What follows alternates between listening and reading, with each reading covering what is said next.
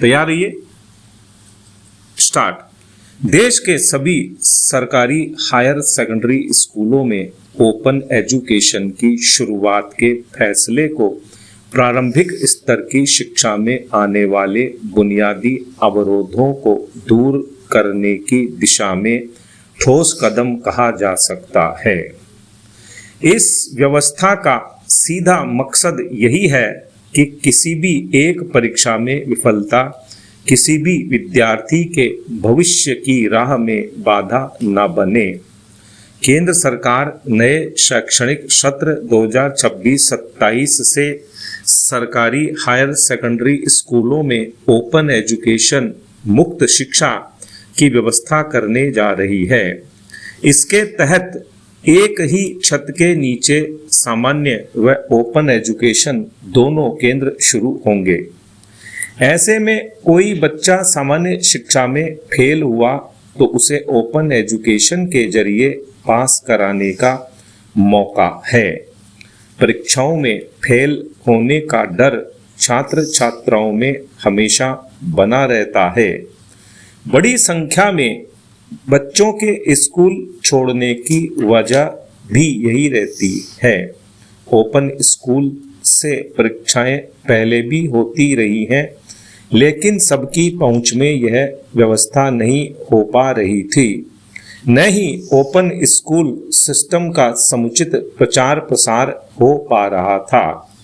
यह भी देखने में आ रहा है कि ज़्यादातर विद्यार्थी कक्षा में पहली या दूसरी बार फेल होने पर स्थायी रूप से परीक्षा से नाता तोड़ लेते हैं। इसीलिए 5वीं, 8वीं और 10वीं के बाद पढ़ाई छोड़ने वाले विद्यार्थियों की संख्या अधिक है।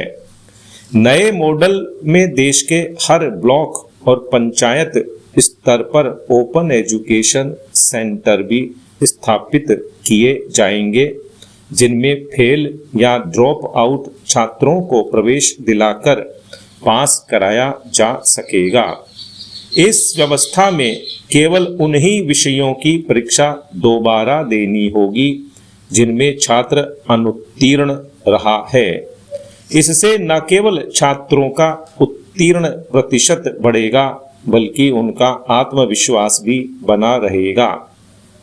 उम्मीद की जानी चाहिए कि यह प्रयास देश में माध्यमिक स्तर पर मौजूदा लगभग 8.2% की ड्रॉप आउट दर को शून्य पर लाने की दिशा में मील का पत्थर साबित होंगे।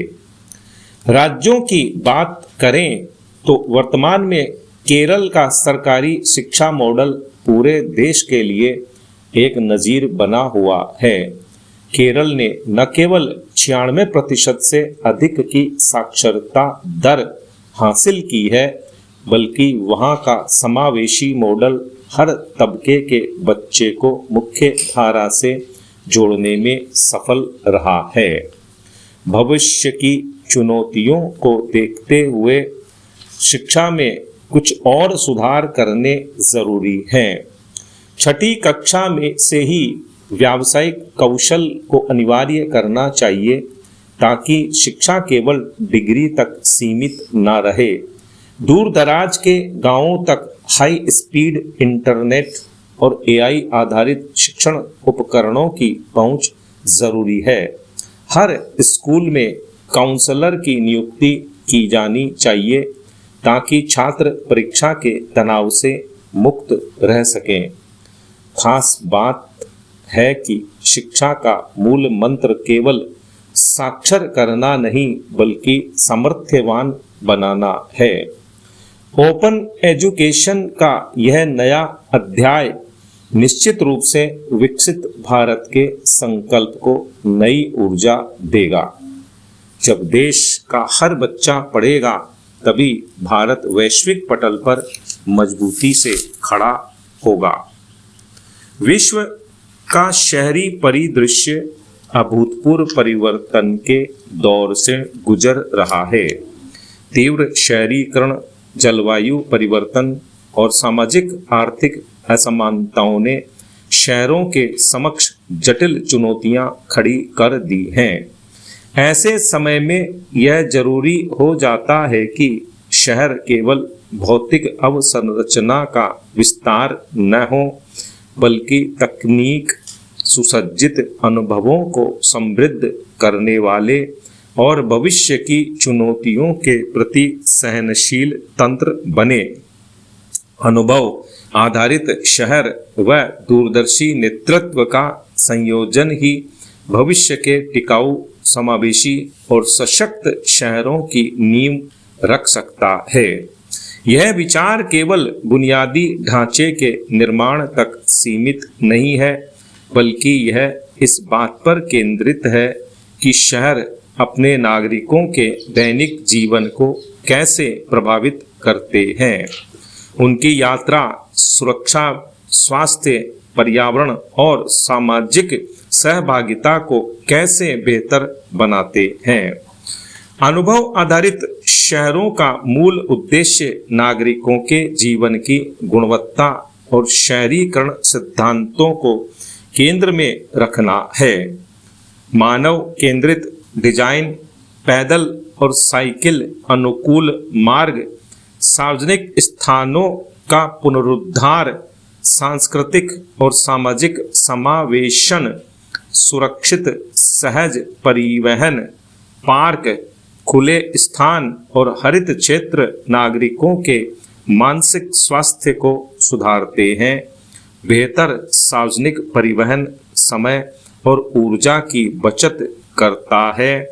महिलाओं, बच्चों, बुजुर्गों और दिव्यांगों के लिए सुरक्षित वातावरण, स्वच्छ वायु, हरित क्षेत्र और प्रदूषण नियंत्रण, यह सब निगरानी सुरक्षा बढ़ाती है। वह शहर का हर तत्व नागरिक के अनुभव को सकारात्मक बनाने की दिशा में कार्य करता है। इसमें दूरदर्शिता की भूमिका अहम है। यह वह शक्ति है जो शहरों को केवल वर्तमान समस्याओं से नहीं, बल्कि भविष्य की चुनौतियों के लिए भी तैयार करती है। दूरदर्शी शहरी योजना के स्तंभ हैं। दूरदर्शिता का अर्थ केवल योजनाएं बनाना नहीं, बल्कि उन्हें प्रभावी ढंग से लागू करना भी है। एक दूरदर्शी शहर वह होता है जो आने वाली पीढ़ियों के लिए भी समान अवसर और संसाधन सुनिश्चित करता है। स्मार्ट सिटी की अवधारणा ने तकनीकी नवाचारों को शहरी विकास के केंद्र में रखा है, लेकिन केवल तकनीक ही पर्याप्त नहीं है। विराम।